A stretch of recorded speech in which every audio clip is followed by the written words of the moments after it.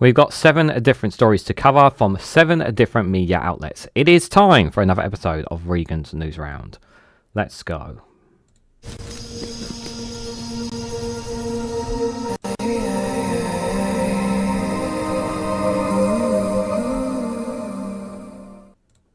Good morning, good afternoon, good evening, wherever you are in the world. This is Reganelite here with another episode of Regan's Newsround, a premiere video of Regan's Newsround where I cover 7 different stories from 7 different media outlets. Normally, I would have this pre-recorded to be uploaded on Saturday, but I'm being a bit generous because I normally record it here on Thursdays. Every Thursday I normally record these, and this one's been recorded on the 30th of January 2025, and I'm going to actually upload it on the same day for reference as well. The time I'm recording this is at 3:15 UK time, just for reference too. So here are the 7 stories we're going to be covering today on the show.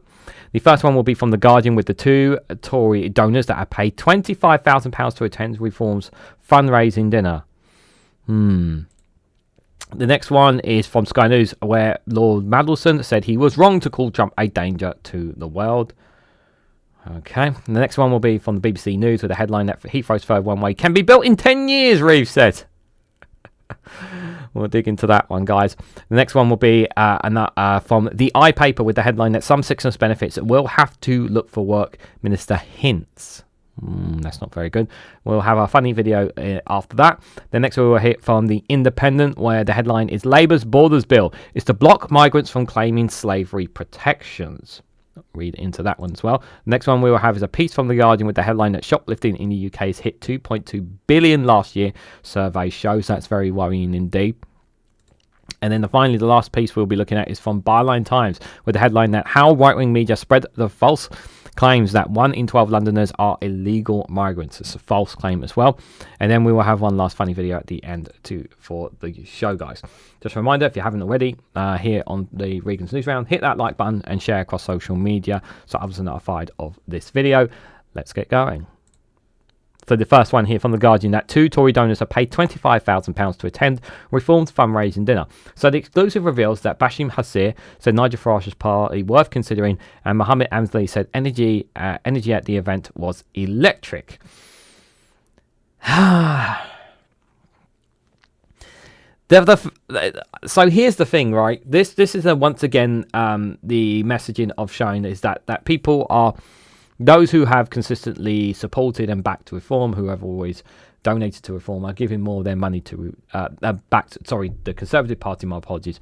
They've always given their donations behind them since they've been out of power. There's just no enthusiasm or point anywhere backing the Conservatives, and less Conservatives know that they're putting their money into a party with little to nothing in return. And now they're just seeing themselves as, well, we're just going to go to Reform instead because we know we can get something back if we pay money into Reform, because we believe that this party is going to be the real right-wing party, the one that will benefit us in the long term. And right here, 2 Tory donors are willing, out of their own pocket, pay £25,000 to attend a Reform fundraising dinner. You know, that tells you a lot about how people who support the Conservative Party and give and whatnot, they're just not interested anymore in the Conservatives. And the messaging is very clear that Kemi Baganott's party are not sorry or anything for what they've done for the last 14 years. They're still living in that same bubble, despite the fact that they're sitting on the opposition benches, and they get bashed every single week in Prime Minister's Questions, and every single day whenever they try to attack Labour for something, they get hit back saying, well, you were in power for 14 years, you could have done something. And this is the thing, and it's a battle that's just like not worth going at anymore for some people. It really is. So and these 2 donors are just, for them, it's a case of, well, we rather appeal to Reform more than the Conservatives at this point. So the 2 major Conservative donors, Bashim Hasir and Mohammed Amsley, if I mispronounce the names, I apologise, but you guys know that I always mispronounce names anyway, paid £25,000 each to attend a Reform fundraising dinner on Tuesday night, and sources said the party brought in pledges of more than $1 million beforehand from business people. Reform sources said the ticket prices range from $10,000 for the dinner to $25,000 for a seat at the top of the table with Nigel Farage at Oswat's in Mayfair, central London. Henley, an IT billionaire and Lebanese Irish national, gave the Conservatives more than £700,000 in the run-up to the last election, and is one of a string of Tory backers who have flirted with reform as it grows in the polls. And he has spoken previously about his unhappiness with changes to government policy on non-doms. Elliott told The Guardian, "The event was a valuable opportunity to learn more about the party's mission, and I believe they have a good one to make the UK great again." It's worth considering them as a strong alternative. And the party with 5 MPs, yes. MC, who gave almost £500,000 to the Tories between 2019 and 2021, lost a high-profile legal battle with former Conservative MP Charlotte Leslie in 2023. And the Tory MP David Davis subsequently made a string of serious allegations against him under parliamentary privilege. MC has also spoken of potentially donating to Labour politicians as well. This is once again, this just right here tells you, again, once again, how many times do I need to emphasise the need to get rid of dirty money in politics? MC told The Guardian the energy in the room was really just electric. It feels like a momentum is behind reform, and the question is what happens to the strains of conservatism. Reform and the Conservative Party. Reform like me, people like me who straddle both, will certainly be pushing for a unified stance. Mr Farage was impressive as ever. I was particularly impressed by the young chairman Yusuf Zoif, who was dynamic and articulate. Nick Candy, of course, there is also an amazing figure to have there. He's a doer. Okay, sure. Topics discussed include reform's chances in the local elections and in Wales and Scotland.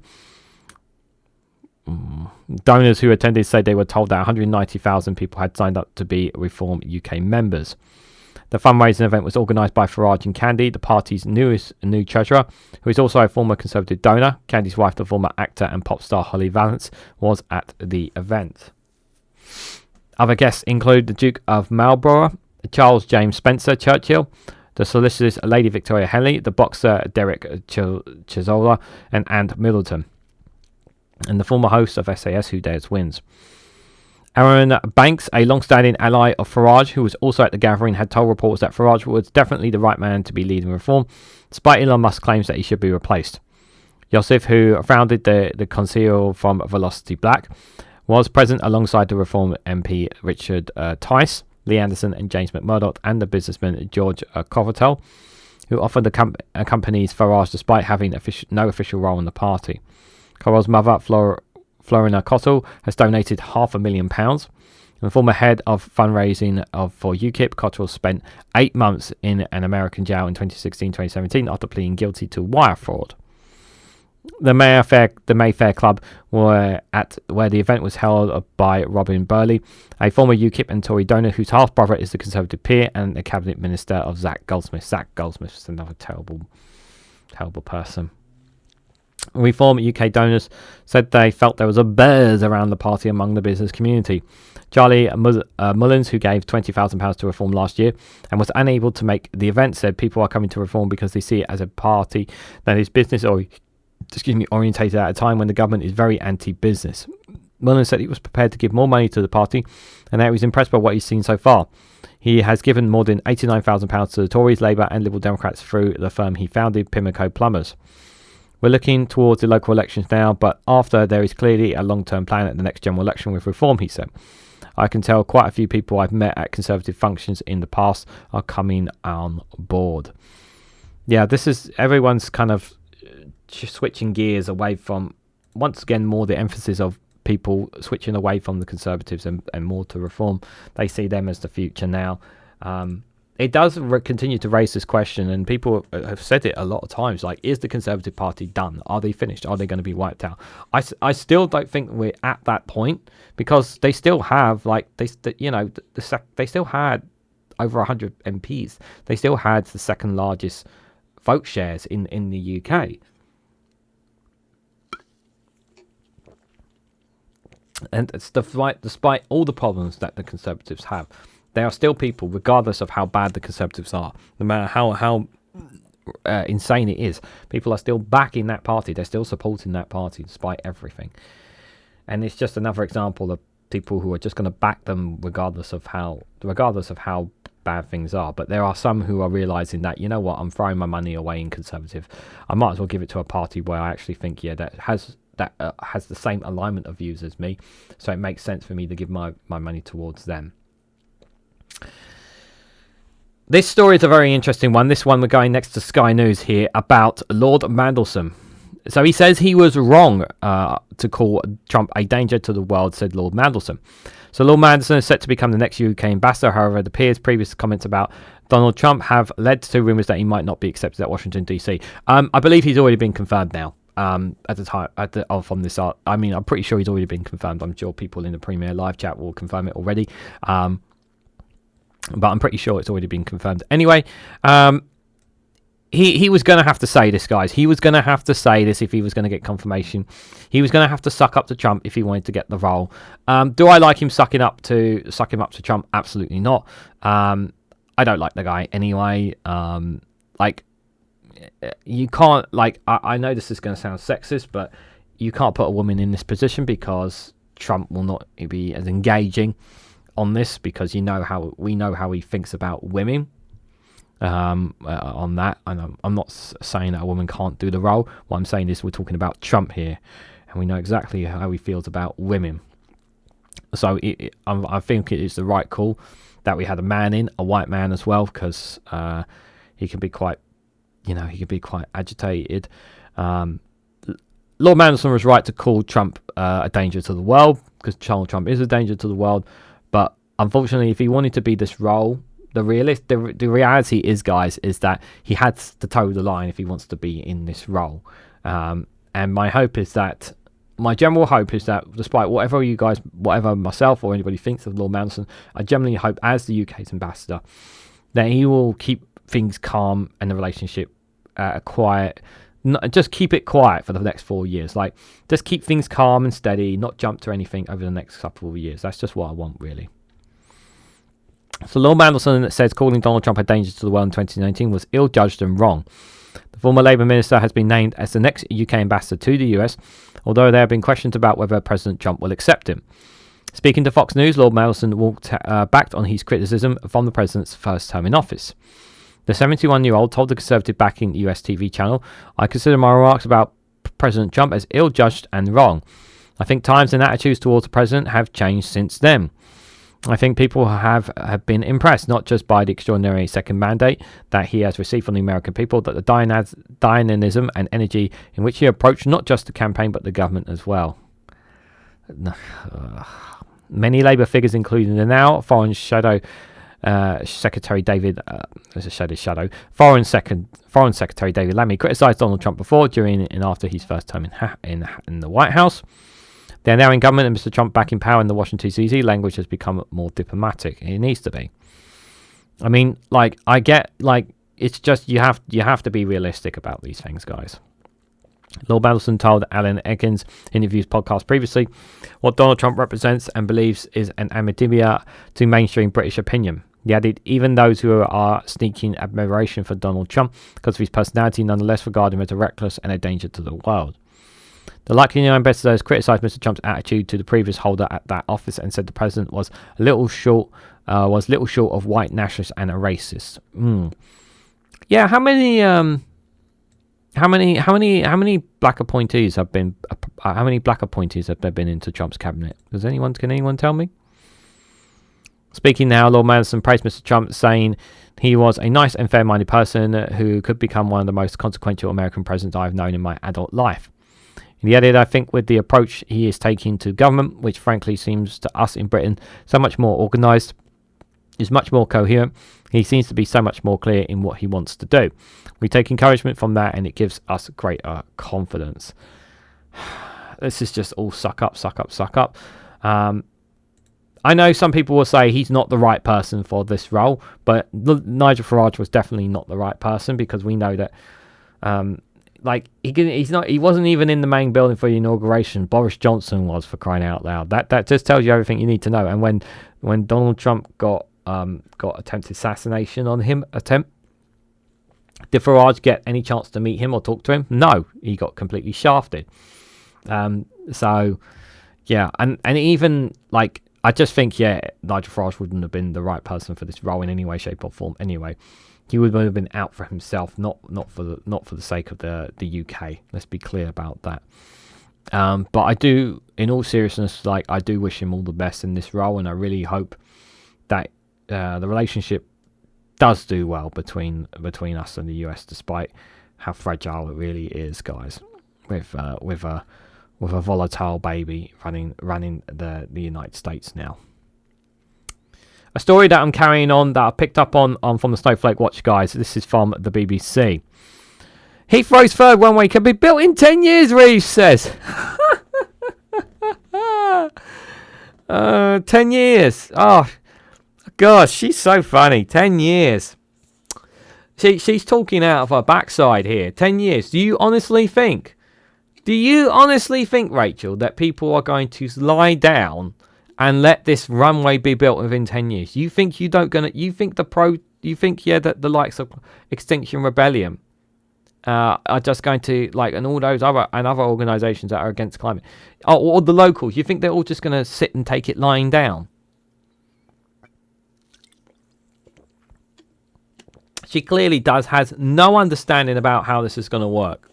She has no understanding, and this is before I've even read the article. So here's the thing, guys. You need to understand this, right? This is why it's not going to happen in 10 years. So first and foremost, you need to lay out exactly where the runway is going to be built.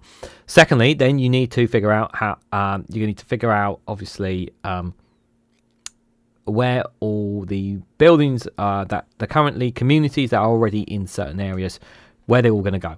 Now, the report that we saw yesterday is that it's going to be pushed out. The runway will be as far as the M25, apparently, as far as the M25. So that means that the M25 right now would have to be. You would have to build a mass. And we're not even talking about the cost of the runway, right? You would have to close a portion of the M25 for a long period. You have to dig out all that area. Then you would need to dig down. Yeah, you have to dig down. You have to build a massive long tunnel under the M20 because it's going to be under the runway, right? You have to build a big long tunnel, yeah, to avoid the runway. Yeah, so that's going to cost an absolute arm and a leg. That's going to damage, obviously, businesses and businesses as well, because obviously people won't be able to get from A to B using that M25 that some people regularly use to get to work from A to B as well as freights and trucks that drive through that part of the M25 as well. So that's going to be harmful, and that's not going to be a 5-minute job. That's going to take a few years to do as well. That's going to be substantial cost to it, as well as all the materials as well. And I was just talking about the tunnel here. Yeah, we're just talking about building this tunnel in order to accommodate the M25, because the M25 it has to remain as a loop. Okay, so then there's that first problem. Then there's all the communities. So there's the towns and the communities that these towns and communities that all have to be taken and moved out of the area in order to accommodate the third runway. So where are they all going to go? And my worry is that if they say this, like, it's going to be built in 10 years, well, are you going to accommodate all these people into new homes? Like, are you going to give them discounts on new homes? Are you going to get what are you going to do apart from what? Are you just give them a bunch of cash to incentivize them to leave? Do you have somewhere else for them to go to? Like, what is the government going to do to offer them in order to do so? And you will get a lot of those people who will say flat out, no, I'm not going anywhere. I'm going to stay where I am. So what are you going to do then? Are you going to drag them out of their house? Like, then they're going to, and guess what? They're going to take the government to court as much as they possibly can to do against this. And even if you get past those two things, like, there's of course all the legal challenges around CO2. Now, they may get over some hurdles, but there will be countless legal challenges against a third runway that will come against the government. And the Conservatives tried very hard to get the third runway approved, and they just could not do it. You even have the Mayor of London, Sadiq Khan, who has always been against Heathrow's third runway as well. So you've got to get past him as well. And he's not going to change his position on this. And he's got nothing to lose because he's been London Mayor for a long time. So even if the Labour government don't like his comments, well, he doesn't need to toe the line. He's already earned his credentials. So he's not. He's going to. I think Sadiq Khan will stick to his position whatsoever on this. So do I see So can I see it as of right now being built in 10 years? Hell no. Is it possible it might happen in 20 years? Possibly. it's possible. But there are a huge amount of barriers from right here to even when they start constructing to get to that point. Because there's going to be so many ramifications around this. So when she says this is going to be built in 10 years, don't buy into it. So Heathrow's third runway can be built and operated in a decade's time, Chancellor Rachel Reeves has said. The extra runway at Heathrow was one of a number of infrastructure projects announced by the Chancellor on Wednesday as part of the government's plans to boost economic growth. Speaking to BBC Breakfast, Reeves said she wanted to start to see spades in the ground in the current government, in the current parliament, and plans to start using the runway by 2035. The Shadow Chancellor Mel Shrai says his party was in favour of a third runway at Heathrow in principle, but remains to see whether it can be built within a decade. Some have argued that a third runway at Heathrow is unlikely to become a reality for many years. But Reeves told Breakfast, I think we can get it done in a decade. I say that because we're not just announcing that we back it, we are changing the way that our planning system works to make it easier to deliver projects like the third runway at Heathrow. This is not the same kind of project. This is not the same as other projects. Like HS2 is not the same. It's not going to be the same thing. There are going to be much more challenges to that than there is going to be for like when they tried to deliver HS2. And yes, they are changing the planning system, but it doesn't mean to say that people aren't going to fight tooth and nail to stop this as well. The project still has to go through a formal planning process, and the airport's expansion is highly controversial, facing opposition from environmental groups, local authorities, and nearby residents. The Green Party has called Heathrow's expansion the definition of irresponsible, saying it is a fantasy that the project can be done without environmental damage. But Reeves told the BBC that there were now more effective plane engines and the use of sustainable aviation fuel was a game changer. That's not reducing emissions. It's not reducing emissions, by the way. Under the government's sustainable aviation fuel mandate, 22% of all jet fuel has to come from sustainable sources by 2040. Stry said that while the Conservatives back the third runway in principle, it will take some considerable time.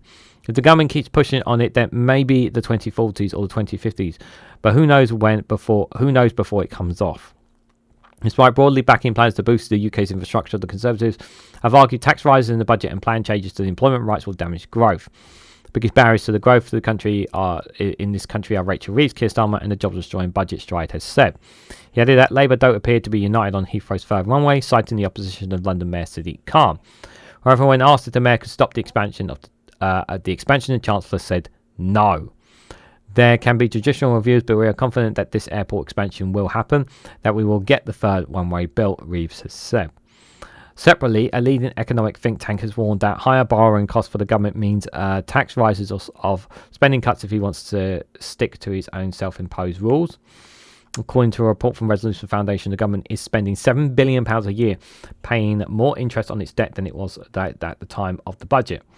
As a result, the think tank said higher taxes or cuts may be needed if the government wants to keep its promise not to spend more day to day than it brings in through tax. Treasury spokesperson told the BBC its commitment to fiscal rules is non-negotiable. The government's borrowing costs began rising after the budget last autumn. The Resolution Foundation said the rise has been primarily driven by international factors, with US and European governments' debts also rising. Other economists have said higher borrowing costs are at least partly a reaction to sluggish growth in the UK economy. The increase has been much lower than the following 2022 mini budget, and borrowing levels have fallen since hitting the highest levels in several years earlier this month. However, the Resolution Foundation said the risk of the government of breaking its own physical rules remains on a knife edge because borrowing costs remain higher than in the autumn. So we do know that they are going to make the planning system easier. We do know that. But like I said, there are going to be legal challenges. There are going to be challenges to this. It is not a simple case of, yep, let's get it approved, let's get spades on the ground. No, it's not going to be that simple. There are going to be barriers in front of this.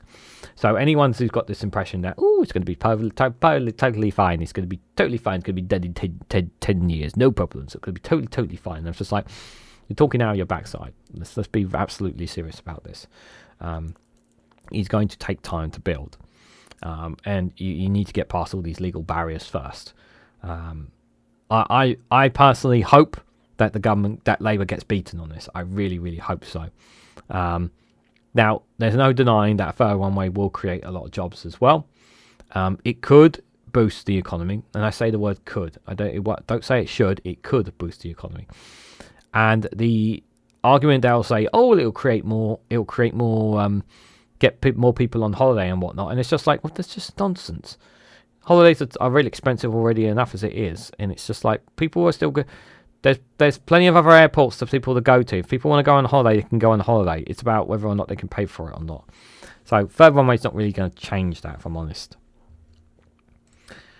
Let's move on, guys. So the next story I've got for you guys is regarding benefits, and this is from the iPaper. The headline is some sickness benefit claimants will have to look for work, Minister hints. The welfare cap is set to be exceeded by 8.6 billion in this financial year, the government has announced. Now, the welfare cap is, I do agree that the welfare cap is far too high, and there does need to be factors to stop it rising. However, we also know some of the reasons behind this, and we talked about it here, and you've heard about this from other YouTubers as well. The reality of why the welfare cap is exceeding and continuously going up is because we have a lot of people who've not been able to get the healthcare they need. We have people who are still recovering from long-term COVID. So people have not been able to get their doctor's appointments, get their healthcare treatment that they needed because of our NHS. That is playing a factor in it as well. And we also have a mental health crisis, which is what is leading people to be off work as well, which is compounding it. So there are a lot of health issues that are I don't accept this premise that people are arguing. They're saying that the what's happening with the NHS isn't people. Some people have tried to claim or and whatnot, saying that the NHS is not linked to benefits. I disagree. I think a lot of people who are in the benefit system are because they are not getting the help that they need via the National Healthcare Service. Do I accept that there may be some regarding immigration of some sorts, people who have had their asylum accepted and perhaps maybe claiming some benefits? That is entirely possible. I'm not going to deny that. But the premise that they are coming in and they're buying fast cars and luxury homes and whatnot, which you hear that analogy made by people, is absolutely false. If you have any factual evidence, feel free to share it, but I'm not going to buy it. But to be honest, there are other circumstances to the reason why people are on benefits. Now, unfortunately, the government are being very ruthless about this because it's costing money, because the benefit system is costing so much money. They see this, they're looking at, rather than trying to look at the human issue of why people are on this issue and trying to help people. For me, that it's about just getting them back to work, not actually dealing with the root causes of why people are in these situations in the first place. And that's my biggest gripe with this at all. We forget that these are human beings, and they're not just numbers. They are people. So ministers have hinted that some on sickness and disability benefits will lose exemptions from looking to work under the welfare reform. The government said it would bring forward earlier intervention to stop people leaving employment after it revealed that it is on course for an £8 billion welfare overspend. The Work and Pension Secretary Liz Kendall blamed the previous Conservative government for the overspend and said it was down to higher costs due to the universal credit's health element and disability benefits. Kendall said her proposed benefit reforms due to be set out next month would ensure people receive government outreach before they fall out of the workforce. The Employment Minister, Alison McGovern, hinted at the details of the forthcoming Green Paper on reform of disability and incapacity benefits. According to the latest figure, the welfare overspend is largely driven by an increase of around 800,000 people claiming the highest level of benefits due to being out of work with a reported health condition. McGovern said the former Tory government had changed universal credit for these categorised as having limited capacity for work due to health conditions by removing any exemptions on them to look for employment. She argued that this had removed a conditionability for those on welfare with a health condition at the same time as those considered healthy faced lower incomes and more sanctions. McGovern pointed to an analysis from the Office of Budget Responsibility which said conditionality and generosity associated with incapacity benefits, in contrast to other out-of-work benefits, had led to a rise in the number of people moving on to sickness benefits. Add that to a 4-year freeze to the rates of universal credit in the late 2010s, except for the highest tier of health-related benefits, The result of this was to squeeze the incomes of those trying to find work and hardening the barrier between those on universal credit actively looking for work and those who have been told that they were unable to work, she said. Then we've seen the steady rise in the number of people on the highest tier of health benefits where there are no requirements to look for work or to get any help to make the steps on that journey. The government has promised to reduce the soaring disability benefits bill and previously said it wanted to make the system less rigid to encourage people with health conditions to try out different forms of employment. And in a common statement, McGovern appeared to be suggesting this would mean that those who do not have the most severe forms of health conditions or life-limiting conditions would no longer to be able to receive out-of-work benefits without at least looking for work. Push people out the door. That's basically what it is. Push them out. Between 2018 and 2023, the number of people relied on incapacity benefits increased by around 800,000, the Department of Work and Pensions said. In a written common statement, Kendall said, the Office of Budget Responsibility has made formal assessments that the previous government's welfare cap and margin for 2024-2025 is on course to be exceeded by 8.6 billion and is therefore not met. She added that the forecast breach, due in particular to expected higher expenditures on universal credit and disability benefits, is unavoidable given the inheritage from the last government. The likely scale of the eventual breach has been known since March 2023. No action was taken by the previous administration to avoid it. While this government has already shown it will not shy away from difficult decisions, this breach could have been addressed through implementing immediate and severe cuts to welfare spending. This would not have been the right course of action. She said the planned Green Paper on reforming health and disability benefits would put spend on sustainable footing and ensure disabled people and those with health conditions have the same rights as everybody else, including the right to work. She added, we will shift the focus to early interventions to support people into work and respond to the complex and fluctuating nature of today's health conditions. Cameron also argued that the increase in welfare spending was also down to politics around housing, health and education, and said a cross-departmental approach was required. She said the government has an ambition to achieve an 8% employment rate, adding that we are delivering radical reforms to drive up employment and living standards, getting a grip on the benefits bill and making the system fairer. Proposals to reform the health and disability benefit system are expected to be published in the spring, Kendall has said. Speaking in the Commons, Shadow Treasury Minister Richard Fuller said that the welfare cap has shown its value over the last decade. He added, with the country now spending over 156 billion on welfare every year, and with the obvious pressure on public expenditures, there should be a determination to find savings in the welfare budget. Indeed, that was the intention of the Conservative Party at the last election, with a commitment to reduce expenditures by 12 billion. Fuller went on that the Labour government today appeared to be set on a different course, with a pathway for the welfare cap which is up, not down, growing from this year's cap of 137 billion to reach 195 by 2029-2030, and a 42% increase in the welfare cap. Here's the thing, I just don't think Labour are doing this in a humane way when it comes to people with benefits. For me, the system is broken. For me, the system is not fair. My feeling is that I just feel like that rather than looking at the conditions of people, we're just looking at them as numbers, as statistics. And that's how I see the government looking at this. I fully understand the costs of the cost here. £8.6 billion is to exceed. That's how much it's to exceed by. I know it's too high. I understand that. I totally accept that criticism. I understand that there are far too many people on benefits. I'm not going to argue that. But I won't accept, and I will refuse to accept this premise that the majority of them are doing it because they don't want to work. My general consensus, and from my understanding, is that the majority of people, that the majority want to work but cannot work. And there are reasons why they cannot work. Many reasons why. There are some who are refusing to work. We know that there are some, but we are talking about a minority group here. But there are many people who are on benefits here because of their mental health issues. And rather than actually trying to deal and help these people with their mental health issues, let's just kick them out of their homes and make them go to work. That's how I see it.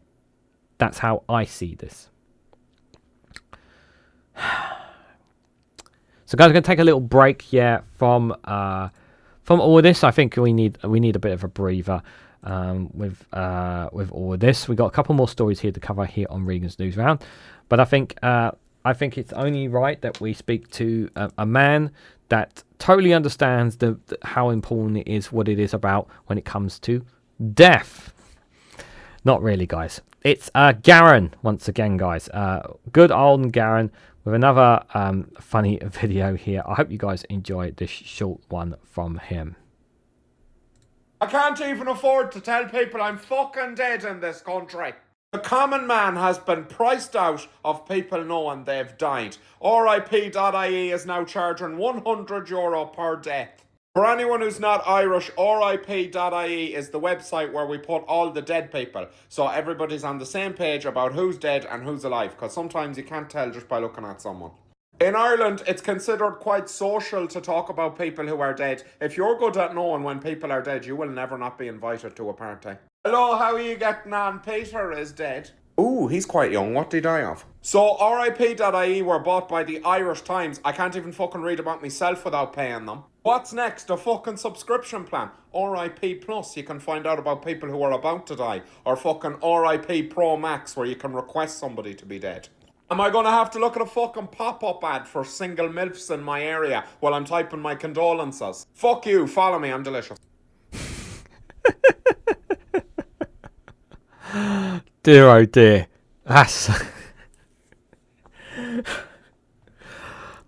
just get charged for anything these days, don't you? It's true. You get charged for bloody anything these days. It's absolutely insane. But do check it out. Link for the video should be in the description for you guys there as well. Dear oh dear. And guys, just while we're in the interval, before we go to the next topic, if you haven't already, please hit that like button, greatly appreciated, and share it across social media so others are notified of this video. If you haven't subscribed already, please consider subscribing because it really does help support the channel. If you want to go one step further and financially support me in the work that I do here, you can do so by becoming a YouTube member for as little as 99p. And do consider, you can also, other ways you can financially support me is by buying me a coffee or buying a super chat. Yeah, you could get one of the super chats as well for them if you're on the premiere video, or you can join the Patreon for as well to get additional content on them. So do check out all the links down below in the description. Thank you very much for listening, for those quick plugs. Let's move on, guys, to the Independent. The headline here is that Labour's Borders Bill is to block migrants from claiming slavery protections. Why is this? I hate when they just start playing a video without you switching them off. So Keir Starmer has accused the previous Conservative government of driving a coach and a horse through protections for victims of trafficking.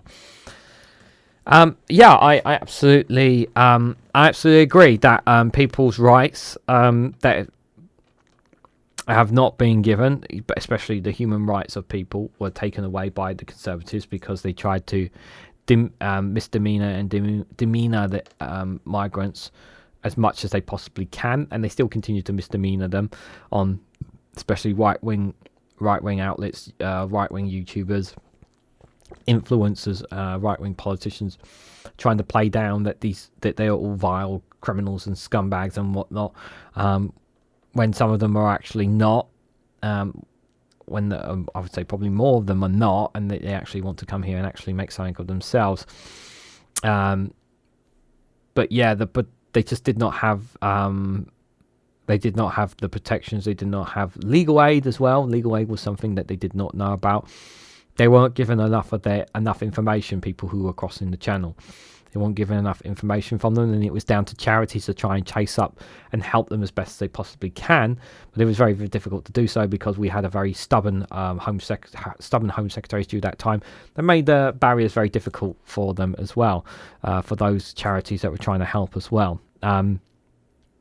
People's human rights, I would probably go as far to say that probably some of their human rights were breached, but they did not know some of their human rights. So because the government didn't want them, the Conservative government at the time didn't want them to know, because obviously of what they are entitled to for being stepping foot in the UK as an asylum seeker. But let's read more into this, you guys. So Labour's new small boat legislation will reportedly retain a number of controversial measures that the party previously opposed. So including a ban on migrants claiming modern slavery protections and powers to detain children. So the Border Security, Asylum and Immigration Bill set to be published today, on Thursday, expected to include new counter-terrorism stylish powers to target people smugglers, including the seizures of mobile phones and financial assets. So Keir Starmer has promised to use the legislation to smash the gangs and reduce the significant number of people arriving illegally in the UK. It's not illegally. There's no such thing as illegal asylum seekers, by the way. With more than 1,000 people having arrived in the UK via small boat this year so far. While Labour previously accused the Tories of trashing slavery protections through their 2023 Illegal Migration Act, which the party repeatedly voted against, the new bill will reportedly fail to reverse a number of measures included in the old bill.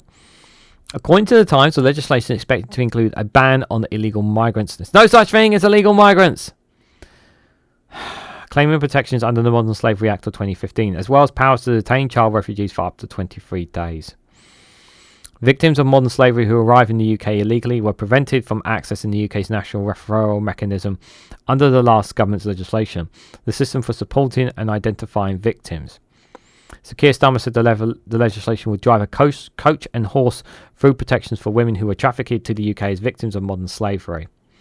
And meanwhile, Jess Phillips, who now sits in Sir Keir's government as Safeguarding Minister, claims it was a trafficker's dream, a tool for their control, as it effectively hid modern slavery victims from UK authorities. But the Conservative government argued that the NRM was being unfairly used by migrants to avoid deportation. And where is your evidence to support that?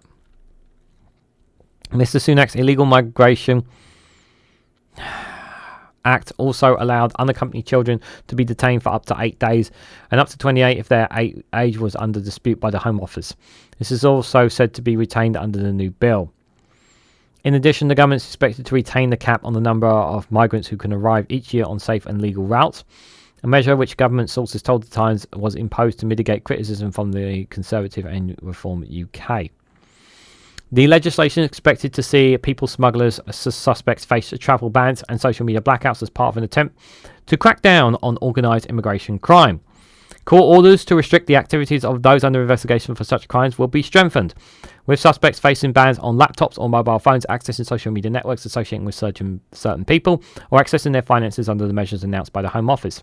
Serious Crime Prevention Orders, SCPOs, can already be sought to curb the movement of people involved in organised immigration crime, but the government said the measures are not being used to their full effect and plan to introduce new interim SCPOs designated to place immediate restrictions on the suspects' activities while a full order is considered by the courts. The Home Secretary, Yvette Cooper, said dangerous criminal people smugglers are profiting from undermining our border security and putting lives at risk. They cannot be allowed to get away with it. Stronger international collaboration has already led to important arrests and dangers against dangerous gangs over the last few months. We will give law enforcement stronger powers that they need to pursue and stop more of these vile gang networks. Border security is one of the foundations of this government's plan for change, including making people better off, delivering safer streets, and strengthening our NHS, and we will do everything in our power to deliver for the working people. The Home Office has been contacted for comments.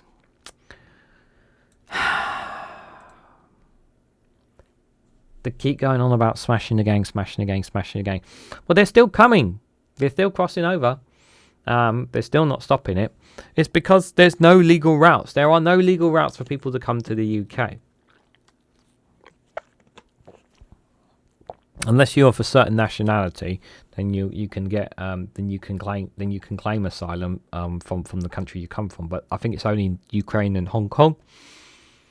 I'm not sure if Afghanistan you still can.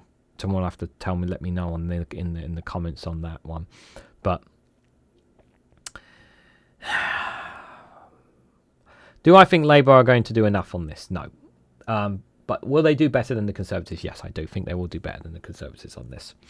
But they're not going to deal with the crux of the problem. And the crux is that there's no legal way for people to come and claim asylum in the UK. And because, guess what? We're in Ireland! So until there is a legal way to do so, we're going to consistently have this problem. And it needs to be addressed. It needs to be addressed, guys. The next one I've got for you guys is one close to my heart as someone who had worked in retail. This is from the Financial Times. Shoplifting in the UK hit 2.2 billion last year, survey showed. The British Retail Consortium said many of the incidences were linked to organised crime. And this, there's the regular shoplifters and whatnot, but then there's those who are much more organised. Gangs who go in to certain areas, shop in certain areas and whatnot, and they will target specific items and whatnot. If they can take them in a bulk to get away, then they will do. And these gangs, these organized gangs and crimes, these are much worse than just your average regular shoplifter, because they target specifically what they are looking for, and they try to take as much. They know exactly where they know exactly where their target is. They know exactly what to do, and they will use all sorts of tactics to try and take advantage of people, such as distracting a member of staff while the other one while the other one fills their bag up, for example. There are these they use lots of different tactics to try and get away with it, and it's become a lot easier for them, and a lot of them just don't get any payback for this as well. Like some people just get caught and they just end up getting let go because of either it's not reported by the police because there hasn't been a police officer to respond to it, or it's just a mess. Like 2.2 billion last year. 2.2 billion. Luckily, insurances do cover most of this, but it still sucks for these businesses, because at the end of the day, it still hurts the business at the end of the day. And there's always, whenever we have shoplifting, there is always that staff being put at risk as well. You know, the safety and well-being of staff are always at risk as well. So shoplifting in the UK hit a record 2.2 billion last year, alongside surging crime levels and rising violence and abuse against staff, industry data shows. Theft reached an all-time high, with more than 20 million incidences registered in the year to August 2024, according to the British Retail Consortium, which represent more than 200 large companies in the UK. Crime in stores was spiralling out of control, Chief Executive Helen Dickinson said, despite significant investment from the high street brands to prevent thieves from stealing goods and attack shop assistants. Violence and abuse during the period climbed to more than 20,000 a day. 2,000 a day, 2,000 a day. Still, that's just way too high. Up from 1,300 the year before. And this is more than 3 times from what it was in 2020, where there were just 455 instances a day. It's too easy for them. Meanwhile, losses from customers theft reached 2.2 billion, up from 1.8 billion the previous year, adding further pressure to the mounting cost retailers already face. Every day this continues, criminals are getting bolder and more aggressive, Dickinson added. Many of the instances were linked to organised crimes, with gangs systematically targeting stores across the country, often stealing tens of thousands of pounds worth of goods and moving around multiple stores, the BRC has said. John Lewis and Waitrose last year said greeted, not need, was driving record levels of shoplifting as the retail group upped its security to combat it. The group has been installing technology in larger supermarkets to automatically stop trolleys if items have not been paid for, and installing more public display monitors that act like mirrors near the alcohols and meat aisles sections attractive to thieves.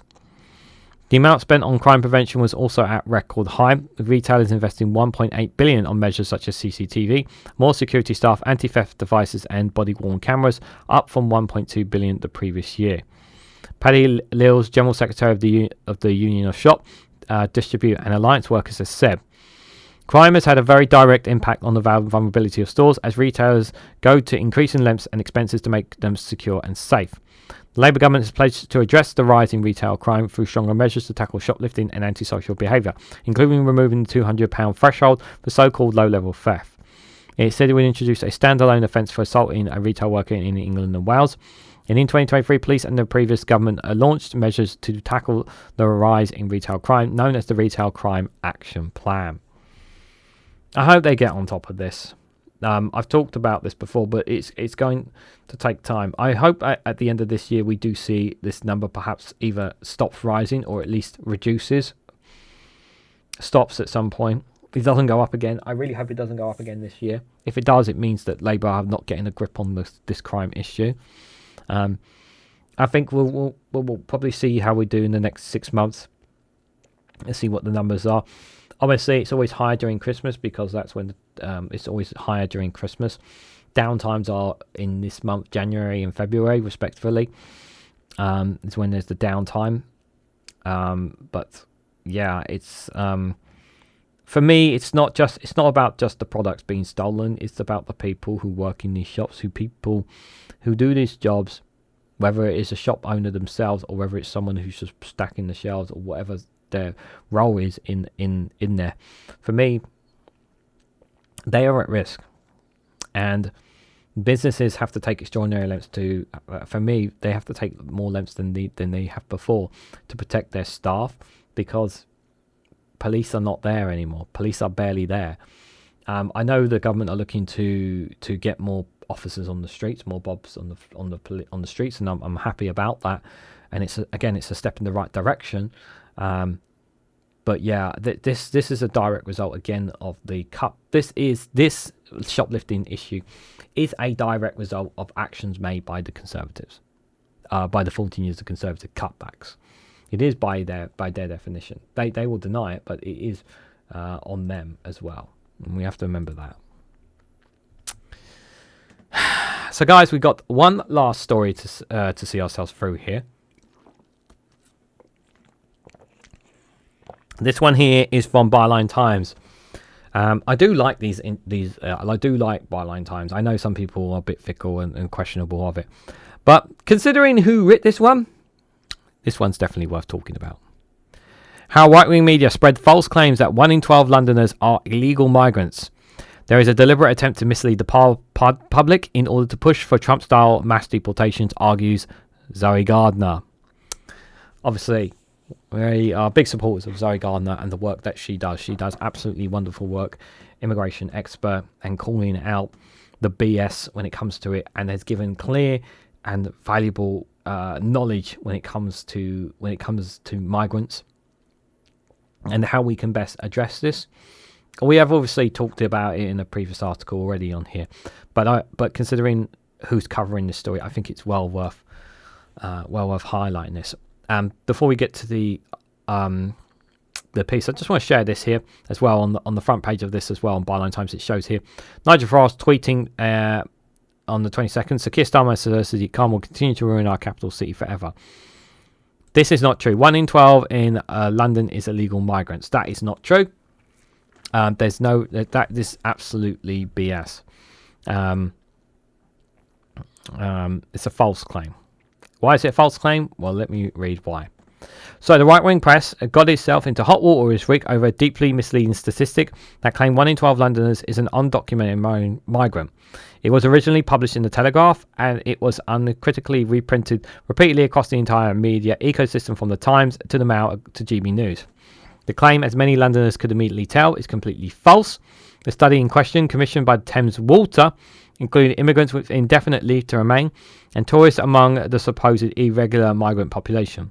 Furthermore, it put that inflated figure into deflated figures for the population of London and around 7 million. Instead of the nearly 9 million it actually is, the resulting findings obviously has no credibility at all.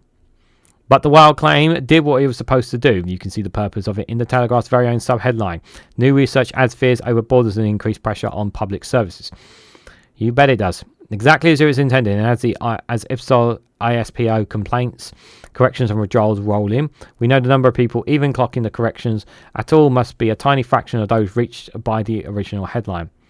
Baseless scaremongering about undocumented migrants is a tactic copied directly from the Trump playbook by the British anti-migrant right.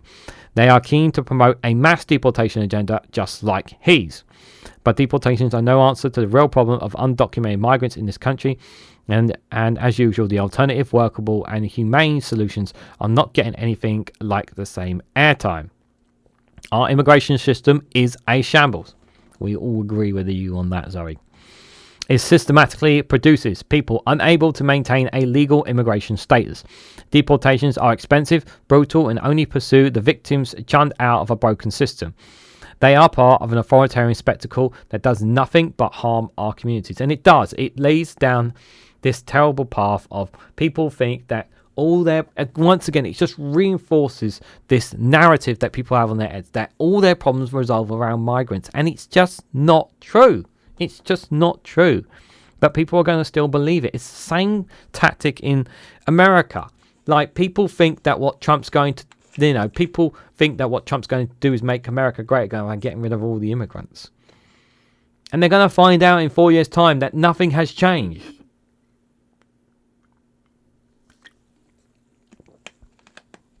Actually, let me correct myself.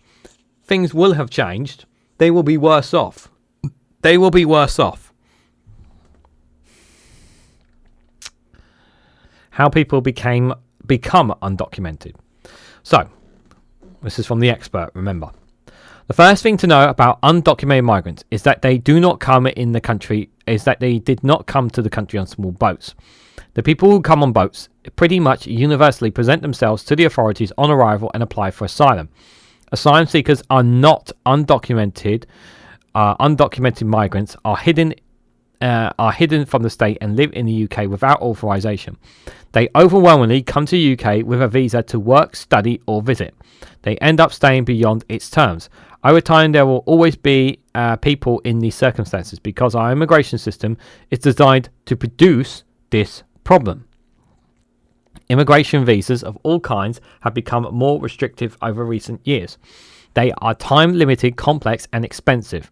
It often ties you to your employer without the possibility to move easily into another job. That is stifling and stressful for highly paid migrants.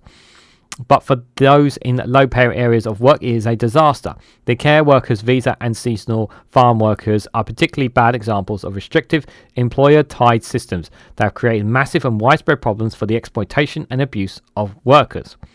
The nature of these short-term visas is that on a regular repeated basis, immigrants have to reapply to renew their stay. This is a complex and extremely expensive process that migrants are forced to undergo over and over again, just for the right to stay in their homes and their jobs. Inevitably, some people find that they cannot afford to or cannot complete the reapplication criteria. And those people end up undocumented and remain in the UK without leave. Around half of the undocumented population are women. There are lots of ways the immigration system presents particular challenges for women.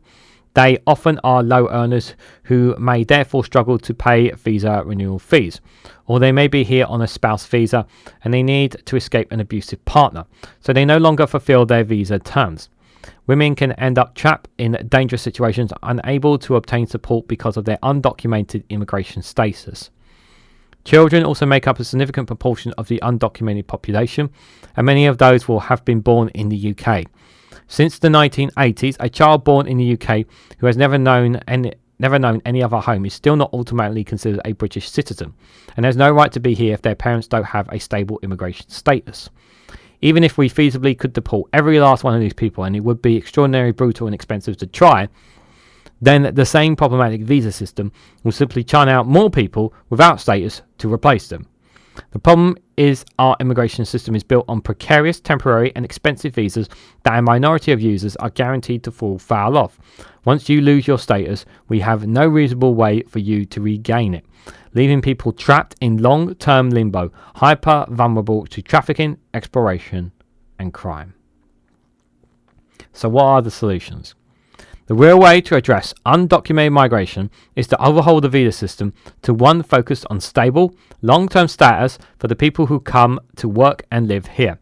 Automatic and affordable visa renewals and faster pathways to long-term residence will protect most people from becoming trapped outside the system, while improving integration, helping newcomers become full parts of our communities without the rug consistently being pulled from under their feet as another visa renewal deadline looms over them. For those who have fallen out of the system, reasonable and affordable pathways to regularisation should be made available, especially to many among them who are long-term UK residents with family members living there. Children who have never lived anywhere but the UK should obviously be entitled to citizenship.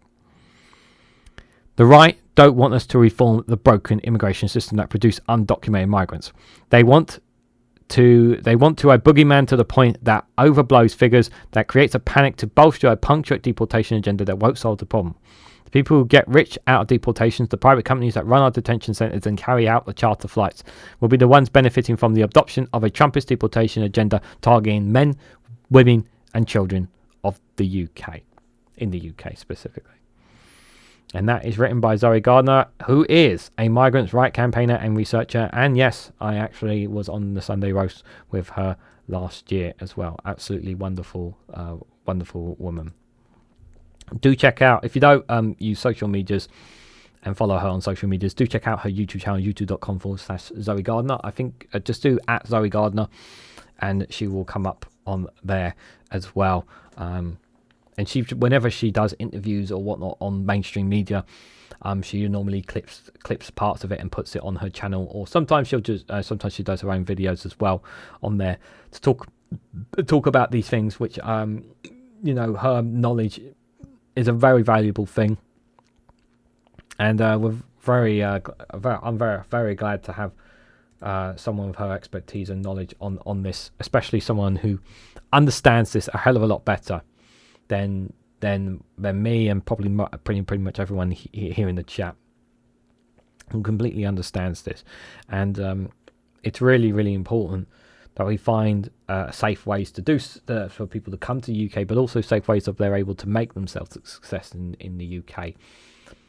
And if governments just listened to people like her, who have these valid points of how we can improve the system or change the system, then we should be taking them on board. You know, we've been sticking to the same thing over and over again. Let's try something different. I think that's the message that I have for people, like for those in governments. Like, the system is not working, change it. Change the system within. Don't just keep it just to keep people happy. My feeling is that they're keeping this system because just to keep the right wing distracted. But you're basically playing. But the other thing is that you're playing with human lives in the process of doing so, which is not right. And so while there's a politics side to this, there is also playing with human cost. There's a human cost to this as well, and that's where the morality is wrong. We should be following what she says on this. So guys, just before I end Regan's News Round, I have one last video for you guys here on this here on Regan's News Round. A funny video for you guys. I hope you guys enjoyed this one here. It is from Matt Green. I was just checking that I had the volume plugged in. Sorry, I was going mad today. But yeah, I hope you guys enjoyed this one with the headline of "What does Melania Trump's portrait mean?" The first 2 weeks of Donald Trump's second and possibly final presidential term have seen a flurry of executive orders and proclamations, but also new images released of the first family. What do these official portraits tell us about the residents of the White House? Our fashion, Photoshop and sucking up to the powerful correspondent Jonathan Goodenough has more. Yes, that's right. By now you've probably all seen President Trump's new official portrait with its dramatic low lighting and defiant stare. A portrait of a leader who takes no prisoners. You mean commits war crimes? No, he also looks a bit like a villain in a 90s action film. And you might also notice he's wearing a blue tie, which could be a reference to popular comedy film Zoolander's Blue Steel, an expression he could be said to be attempting. Or maybe it's just the tie he was wearing that day. I don't think so. Everything in these portraits is very carefully chosen for its symbolic purpose, something that becomes clear if we look at the First Lady's portrait unveiled this week. What's the first thing you notice? Well, it's in black and white. Exactly. It's classic. Striking. So it doesn't have any colour. Yes, just like most of her husband's government. The pose is also distinctive. She's leaning forward, hands on the table. She's wearing a suit. She means business. What business? You know, business. What exactly that is isn't clear, but we know that whatever the business is, it'll be classy and in black and white. Mostly white. The setting is also important. The Washington Monument looms in the background, and the rhyming of her body with this well-known obelisk is striking. Do you mean she's standing up? The rhyming of her body with this well-known obelisk is striking. Yes. I'll tell you what I think is striking. That image looks very manipulated. Well, she chose to lean on a table, sure. No, I mean everything looks incredibly smooth. That's probably just good lighting. Her skin and hair look unnaturally shiny. Makeup can do wonders. Are you seriously suggesting that there was no post-production on the image, no editing, no Photoshop, no filters? Not that I'm aware of, and even talking about that could get me into trouble. So trouble? With who? With the Trump administration. Are you mad? Did you not get the memo? We don't say stuff like that anymore. They'll, I don't know, cut off access or set up an investigation or, God forbid, send someone to attack me, then pardon them. That sounds a bit paranoid. Or maybe just prudent. I'm not taking any chances. Which is why my next piece will be on Baron Trump. How does he manage to look so cool and normal? Thank you, Jonathan. Next up, as Rachel Reeves prepares to announce a third runway at Heathrow, we ask if she wants to encourage economic growth by committing to a project that won't happen for decades. Couldn't she just say we're going to rejoin the EU? That's a good one there. Nice one at the end there with the Rachel Reeves one. Very, very good there. Very, very good. So guys, what did you make of Regan's news round? I normally do these on a Saturday, but I did this here. What do you guys think? Do keep your eyes out whenever it drops. Sometime I might actually change the time up. I might change the day of Regan's news round instead of Saturdays. I might do it on Fridays going forward, maybe.